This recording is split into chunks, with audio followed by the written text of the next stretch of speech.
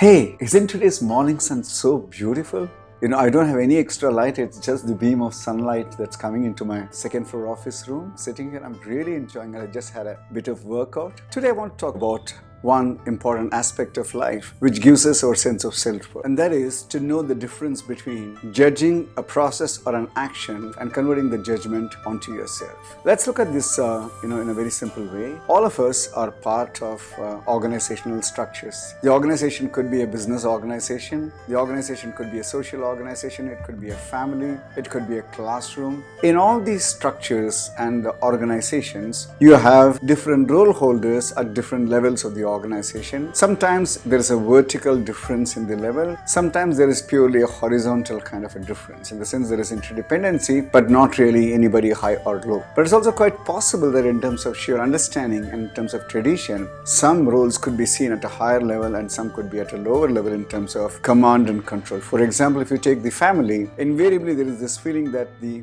children are more regulated, guided and controlled by the parents than the other way around. I'm not saying that the children are not equal to the parents. I think every human being is equal to the other human being. But purely from a family structure point of view, for its needs, necessities, education, spending, care, attention, safety, the child is very highly dependent on the parent. So to that extent, the parent has got hierarchically a greater control over the child. Similarly, when you look at business organizations, you have got the reporting relationship. You're a member of the team and there's a boss. And though as a human being, there's no difference between the two of them. And as much as I agree that every role in the organization is very important, the boss seems to be hierarchically at a higher level. So what happens in communications, especially those communications with flow from the top to the bottom? There are 2-3 things about this. One is about the communicator. The second thing is about what is communicated. And the third one is how the recipient of the communication takes it. The communicator, who could be in a hierarchically higher position or in an authority position, could be kind of setting goals in consultation with or exclusively for the team, for the organization. He may be expecting certain contributions from the team member, or he could be expecting certain performances, may have certain expectations. Similarly, the reporting person can also have expectations out of the boss.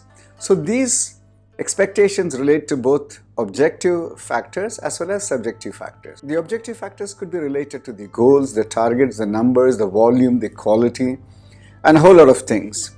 The subjective factors could be related to behavior, attitude, sensitivity as a human being and things of that kind. So it's quite likely that in pursuit of the objective reality, the languages sometimes can really get hard. Everybody is not equally mature or adequately insightful or sensitive to have the best of chosen language.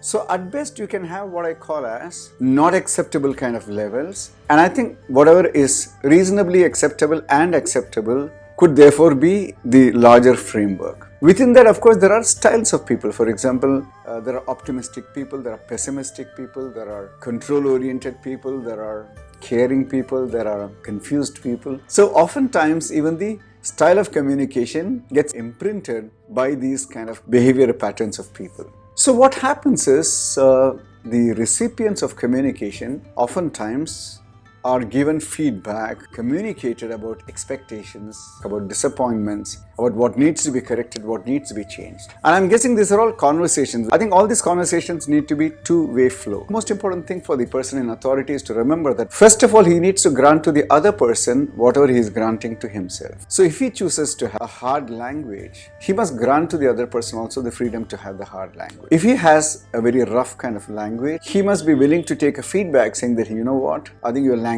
sucks. At least that is the least that you must be open enough to. I think the person should be authentic and honest enough to acknowledge that, look, this is my style and this is the limitation, but I give you the freedom to give me the feedback whenever you want to or stop. And progressively, if he becomes more and more aware and sensitive about this, it's quite likely that he can change his style. What's more important for the recipient is to know that most of the time, because these reactions, call them angry reactions, short-tempered reactions, impatient reactions, are coming because of what's done or what's not getting done. The recipient must also build a maturity to know that the feedback is about what was not done. It's about the process. It's about the project. It's about the task. The feedback is not about you. If somebody says, I think this document is lousy, he's not saying that you are lousy. The document is lousy. It's quite possible that the document is lousy. If somebody says that, you've really screwed up the target for this month, it does not mean that you are a screwed up person. You're not fulfilled the targets. This ability to step back and look at the reality of the feedback about the process, about the action, and not pulling it on oneself is very, very important. I'm not saying that the recipient is in a very comfortable position, but I'm just saying that when people are sharing something very hard with you, it's nice to dive a little deeper and ask this question. Is it about me or is it about something else? Is it about a process, an expectation? Is it about a goal? And then, becoming a lot more clearer. Because then if you pick up the right kind of responses, right kind of understanding, you'll ask, hey, what needs to be done? And then the question of what do I need to do about what needs to be done? And then there can be a transaction and renegotiation and getting back into the group. So I would tell many people, and especially people who have tough bosses, yeah, I know it's a challenge. I know it's a bit unfair. So I would suggest 2-3 things for you. Number one, first of all, when you're receiving this, switch on your mental antenna to say, hey, you know what, something is coming. And I'm going to look at it as what is happening to the process, what is happening to the project, what's happening to the action that is to be done, what is happening to the activity that is supposed to be completed. It is not a judgment about me, first part. Second one, patience. Listen to it with full patience. Just behave like a dumping ground. A dumping ground gets things dumped. So allow the dump to take place. And then hold on your ground and say, can I clarify a few things with you? Or can I tell you something about this? And then state very clearly what you want to say. I would even recommend to people that when you want to have these conversations or when you know that you're getting into this conversation, my recommendation is to create a small note of why or the objective of your conversation, what do you want to talk about and why you want to talk about. Second, the what part of it. The first part is the why. Why do you want to talk about something? Second, and what is the content? And the third part, how do you believe things should be done? Which means it can be a suggestion.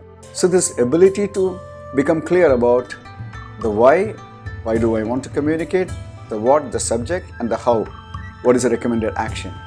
If you think through, then you can always hold to that and you can listen to all that's coming in terms of the barrage, in terms of the hits, whatever it is, and say at the end of it, after being clear that it's not about you, it's about the process, about the project, about the results, you can say, yeah, now that I've heard you, here are a few things that I want to say. So, communicate back, converse. It's a two-way kind of process. Most important, don't pull it onto yourself and make your life miserable. Nobody can judge you in your life about your adequacy, inadequacy, more than you yourself. Please keep this in mind, okay? So, let's give this gift to ourselves, that our own judgment about ourselves is the most important, most powerful, most valuable thing that we need to carry in our life. Whenever there is a hard feedback, remember to focus on the process, the project, the action part of it, what happened or what did not. Don't pull the judgment onto yourself saying that, if the process was a failure, if the goal was not achieved, that you are a sucker or you're no good. That way, when you differentiate between what you receive and who you are, you can live in great degree of comfort and regenerate energy to get back to the activity, get back to the groove, to get back into meaningful further steps in the journey of life. All the very best. Thank you.